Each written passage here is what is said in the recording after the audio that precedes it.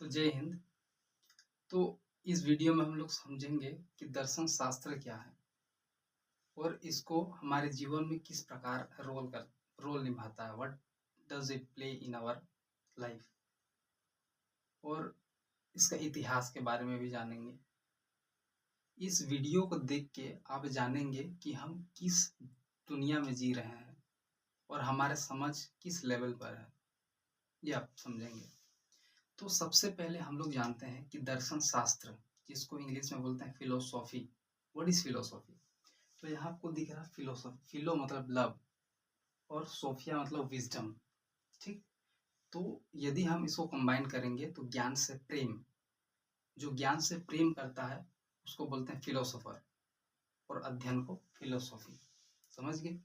चलो अब देखते हैं ये जो फिलोसॉफी है ना, फिलोसॉफी जो है वो एक दृष्टि देता है इस दुनिया को समझने के लिए, है ना, इस समाज को समझने के लिए। क्योंकि हमको जो सिखाया गया है क्या पता वो सही हो, क्या पता वो गलत हो।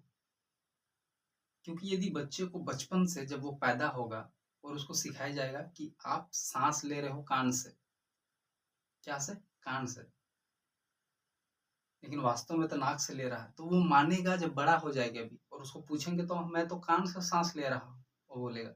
तो हमको सिखाया जाता है बचपन से, समाज के द्वारा, लोगों के द्वारा, स्कूलों में। तो हम जानते कितना है, हम मानते हैं। यदि हम जानेंगे तो हम कभी गलत नहीं कर सकते, और यदि हम मानेंगे तो हम रूढ़िवादी सोच, जैसे सती प्रथा था पहले, औरत को सिखाया गया था बचपन से ही तुम्हारा पति ही तुम्हारा भगवान है, तुम्हारा पति ही तुम्हारा सब कुछ है। तो यदि वो उसका देहांत होगा, वो उसका मृत्यु होगा, तो तुम भी जल के राख हो जाओगे। क्यों? क्योंकि तुम्हारा भगवान मर गया है और तुम्हें जीने का अधिकार नहीं। इसको सिखाया गया था सती प्रथा में, जिसको विलियम बेंटिक और राजा राम मोहन रॉय, इसको इतिहास की बात है, तो उन्होंने प्रयास किया और उसको मिटाया भी। तो हम यही जानेंगे कि हम फिलोसॉफी हमको दृष्टि देता है जानने के लिए। तो ही तो ज्ञान से प्रेम, जितना अधिक आपका बुद्धि विकसित होते रहेगा, होते जाएगा, और आप प्रयास करते जाएंगे, तो आप समाज को, लोगों को, दुनिया को आप समझेंगे कि हमें क्या करना चाहिए, किस दृष्टिकोण से हम दुनिया को देख सकते हैं, समझ सकते हैं। इसीलिए इतना लड़ाई झगड़ा हो रहा है। धर्म,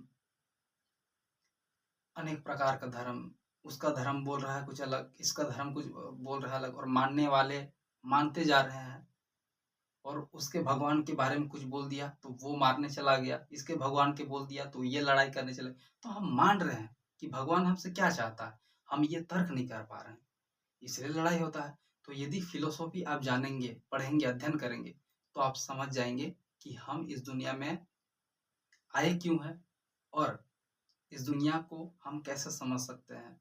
समाज के द्वारा सिखाया क्या सही है, क्या गलत है, तो हम तर्क करके समझ सकते हैं। तो इसी को बोलते हैं फिलोसॉफी। और जो इसको अध्ययन करते हैं, जो बड़े बड़े विचारक हुए, वो फिलोसोफर है।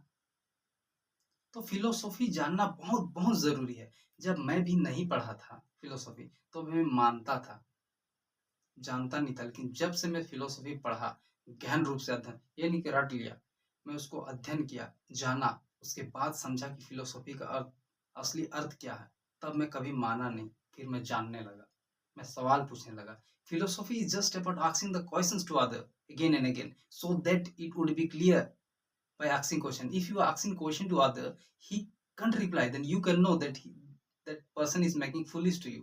यदि तुम बार बार पूछ रहे हो किसी चीज को, यदि वो उत्तर नहीं दे पा रहा है, तो इसका मतलब है आप सही डायरेक्शन में हो, आप सच्चाई के करीब हो। और वो इंसान यदि सही है तो वो आंसर दे पाएगा, और यदि आंसर नहीं दे पाएगा तो वो गलत है।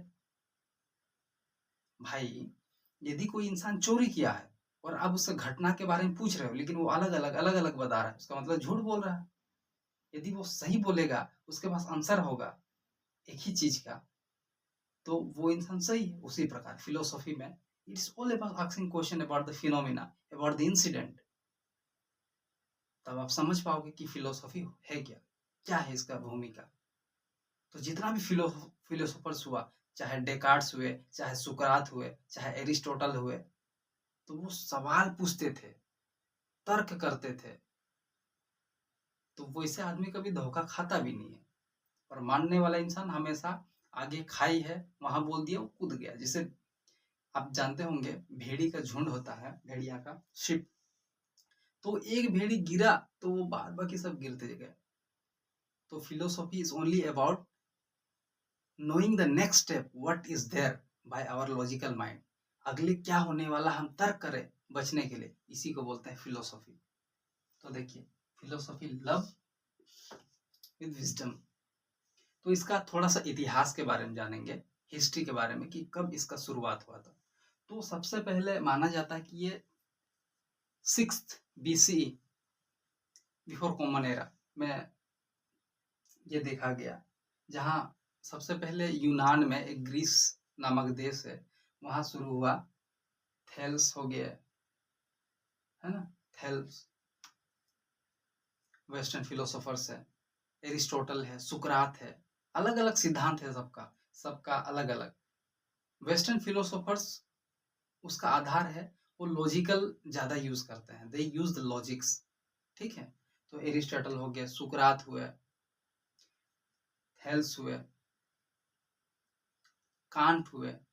तो मुख्यतः ये ग्रीस के फिलोसोफर्स थे। और इंडिया में हम देखेंगे वेदास, उपनिषद, अरण्यक, है ना, ये फिलोसॉफी है जो हमको वास्तविक ज्ञान बताता है। और गौतम बुद्ध, महावीर स्वामी, ये फिलोसोफर्स थे और हमको ये वास्तविक दृष्टिकोण दिए इस दुनिया को समझने के लिए, है ना। और चाइनीज फिलोसोफर में कन्फ्यूशियस हुए 551 से 449 BC।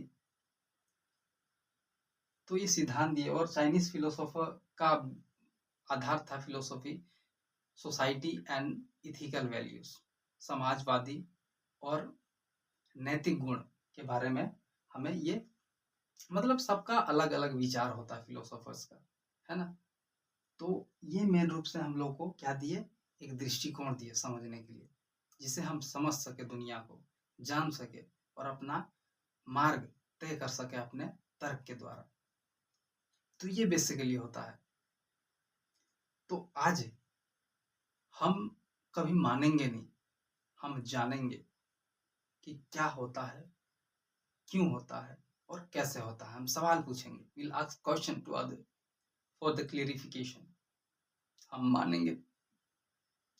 तो आई होप आप फिलोसॉफी का अर्थ को समझे होंगे और इसका रोल को समझे होंगे, और इसको मैं उम्मीद करता हूँ कि इसको अपना जीवन में लागू करेंगे, मानेंगे नहीं। Thank you. जय हिंद।